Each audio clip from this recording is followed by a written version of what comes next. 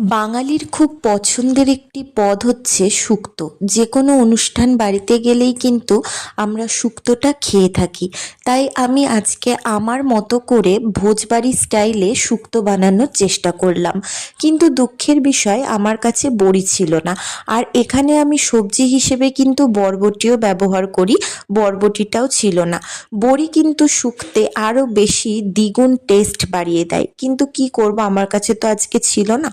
তাই বাড়িতে যে সবজিগুলো ছিল, বেগুন, পটল, করলা তো আছেই, কাঁচা কলা, এগুলো দিয়েই একটা শুক্তো বানিয়ে নিলাম। সমস্ত কিছু ভালো করে ভেজে নিয়ে তেলের মধ্যে 5 ফোড়ন, তেজপাতা, শুকনো লঙ্কা ফোড়ন দিয়ে টমেটো, আদা আর জিরের একটা পেস্ট দিয়ে ভালো করে কষিয়ে তেল ছেড়ে দেওয়ার পর সমস্ত সবজিগুলো একে একে দিয়ে পোস্ত আর সর্ষে বাটা দিয়ে দুধ দিয়ে নামানোর আগে ঘি আর ভাজা মশলা দিয়ে নামিয়ে নিলেই কিন্তু রেডি।